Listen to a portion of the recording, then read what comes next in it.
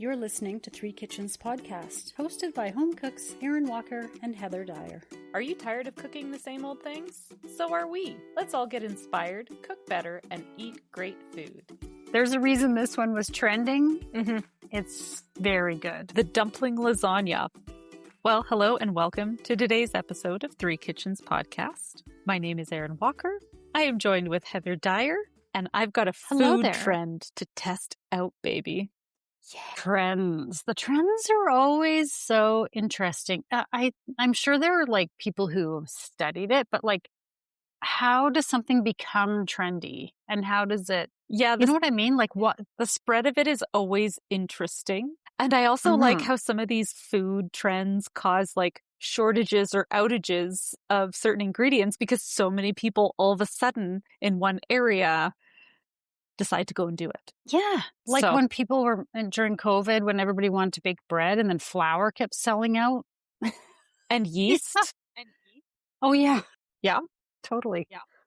Then we made our own with the sourdough starters. Well, some people did. Some of us, yeah. I had zero success. Mine was a big fail. I did make bread from it and it tasted slightly sourdough-ish, but it didn't do what it was supposed to do. Right. Yeah. Okay. Well, this one I'm really excited about because we have tried to make these before and they worked out really good, but they were really onerous to make. And this also fits well with the theme of this season, for some reason, is dumplings. I'm like waiting to know what is the theme of our season. We've had a lot of stinking dumplings in this season again. We started out with 2 dumpling-like recipes. I've got another dumpling that I want to make that's on my list. And then, lo and behold, the dumpling lasagna pops up on my food media. And I'm like, now I have to do this. I'm so glad you're doing it because it looks so good. Yes. And so much easier than a traditional dumpling. So I'm excited too. Yeah. So I have a soup dumpling recipe that's kind of like a gyoza dumpling recipe. It's got pork and shrimp. It's got cabbage, garlic, ginger, onions, mushrooms, bacon, fat, soy sauce, sesame oil, sake, sugar, cornstarch, and pepper. So it's a really yummy dumpling mix. Everything there is going to get chopped up. I've made these before. I know they taste great. But we're going to make this with dumpling layers in a ramekin. Yeah, like how much easier does that sound, right? You're just layering dumpling wrapper with filling, dumpling wrapper. I don't know how many layers it has. Yeah. And then I can't remember the cooking method. I've seen it. It's steamed. So you put it in like a big pan with water and then your lid on and then you steam these guys and you should have dumplings in lasagna form. Yeah. It's like deconstructed dumplings kind of. Yeah. Yeah. I'm pretty psyched about this. And so are my kids because my one son, just anything I make that's like from the Asian category, he's like, yeah, I'm in. Yeah. He even has been sending me videos lately on his social media being like, Mom, can we make this? Mom, can we make that? And they're all Asian foods. Ooh, I can't wait. Yeah, it does look really good. And I'm sure you could make it like with whatever sort of dumpling filling is your favorite. Yeah. Right? I'm thinking you could kind of change that up. Like, remember the Nepalese dumplings that we had a few years back? Is that the momo? Yeah. What was in those ones? Do you remember? I don't know, but they were a bit spicier. Okay. Right? Like they had more spices and seasoning in them. Yeah, I can't remember. Gonna have to go back and listen to that one again. Yeah. See what was in there. And those were the open face kind of ones, weren't they? You pinch the corners, but you leave it open. Is that the one? No, those were the ones that were in that bright fluorescent dough. Do you remember? There were some really bright blue. No, I don't remember. Okay. Oh, we have so many episodes, so many recipes going back 5 years almost. It's really easy to forget. I wonder how many dumplings we actually have. We have made the most dumpling-like things out of all the types of recipes. Like when you think of a filling wrapped in a dough. Yeah, I mean, some things, if you classify it that way, you could say an empanada is a dumpling, but I don't classify that as a dumpling, right? I kind of Would you? think it is. Like Oh, even the okay. gnocchis we've made are like a Nope. type of Yes. dumpling. See, there's dumplings that are not stuffed, like a gnocchi or a there was something else that just came and went out of my brain. The German one, The Spitzel? Spätzle. Yeah. Spätzle, No, I forget. you're probably saying it That's right. type of dumpling. It's sort of like boiled dough, but I think it's considered a dumpling.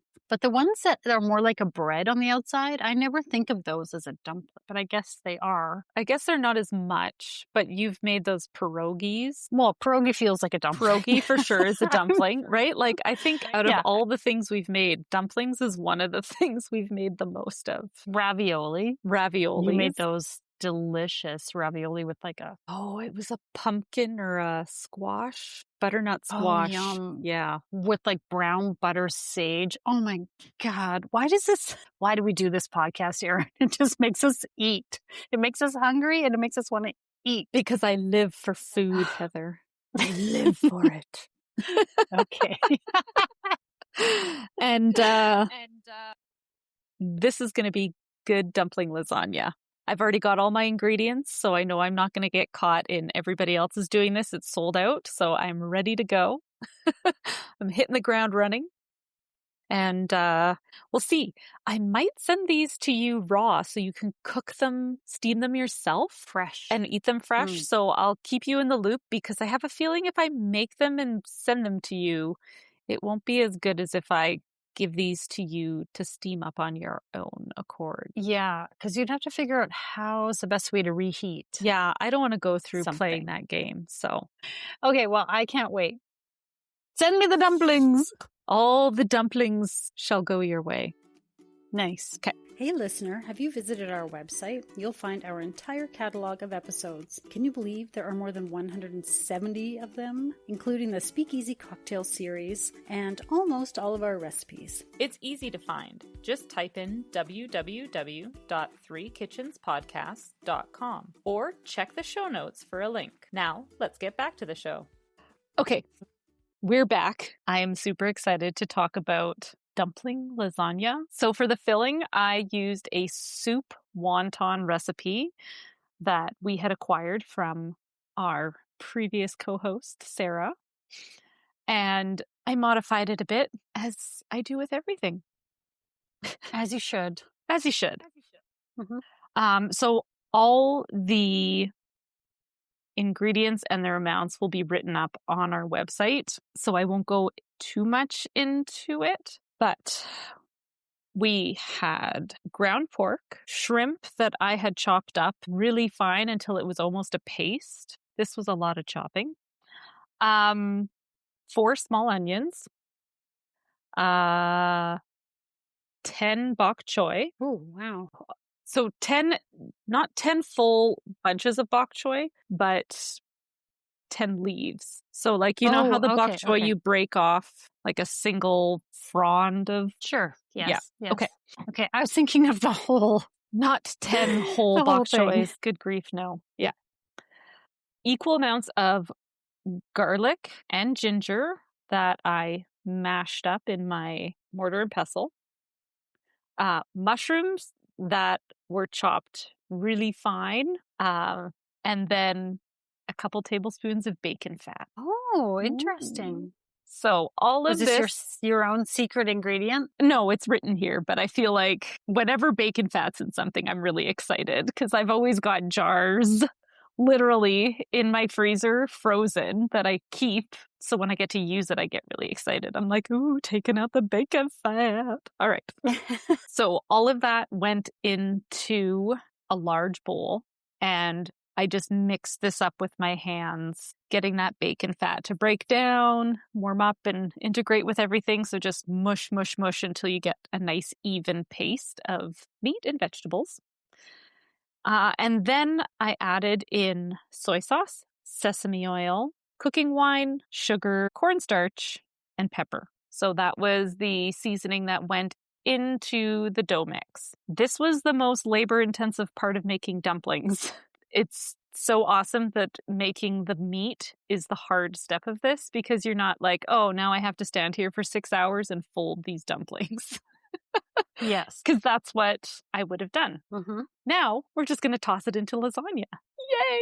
So easy. You've got these little ramekins and you've got I got wonton wrappers. So I didn't get dumpling wrappers. I got wonton wrappers. I'm sure there's a difference. Yeah, that was going to be my question, but I feel like dumpling wrappers tend to be circles. Wonton wrappers are square. Yeah, I wonder if that's the only difference. I was thinking that a dumpling, it feels a bit thicker. The wonton ones feel a bit thinner, but I might just be making that up. I don't know. Anyway, I would agree with you on that. Maybe you could use either one for this. I think you could use either one. I would say just don't use a spring roll wrapper because those are meant to be fried. But both dumpling and wonton wrappers are meant to be steamed or boiled. So you're good to go. So in your ramekin, you start by taking, and I use just my ice cream scooper for this, 1 scoop of your meat mixture, and then you put a dumpling wrapper on top and press it down so that your meat is in a nice even layer, and then a scoop of meat, and then a dumpling wrapper, and then a scoop of meat and a dumpling wrapper. And so I just did that until I filled up my ramekin, and it was 4 layers. And then I popped about a tablespoon of water in there, not much fit. So you've got all 4 layers on there. You finish it off with a dumpling wrapper on top. So I made 4 of these because I had 4 ramekins. And I had enough meat then afterwards to make 4 more. Plus, I still have some in my fridge. So I'm going to just make them into like some little wontons and cook them up for my kids. So this makes easily, I'm going to say 8 to 10 servings of this dumpling lasagna. Nice. And I would say that 1 lasagna is per person. So to cook these, we're steaming them. In your big Dutch oven, you're just going to put them down in there, fill it until it's halfway up the ramekin with water, put your lid on, turn on your stove to medium high. Once it's boiling, let them sit in there for 30 minutes. And then I tested it with a meat thermometer. So I think depending on how many layers you do and the size of your ramekin, the cook time will be different. But for these ones, which I think were a little bit bigger than a typical one, it was 30 minutes. So just internal temperature to 160. And then take them out. And you want to put a little bit of sauce on top. So for the sauce, my recommendation was equal amounts of rice vinegar and soy sauce. And then go crazy with whatever else you want. So what I put into yours was grainy mustard and gochujang. So shaky, shaky, shaky. Drizzle it on there. Oh, I forgot to give you green onions to put on top too, because you should have fresh green onions. I'm so sorry. You know what? I even had some in the fridge and I didn't think to put them on there. And dig in. Eat with a spoon. We had rice and broccoli on the side. Like, these took no time to make up. There was a lot of chopping in preparing the meat, like chopping all those onions, chopping all the mushrooms, chopping all the shrimp. My chopping arm was done at the end of this.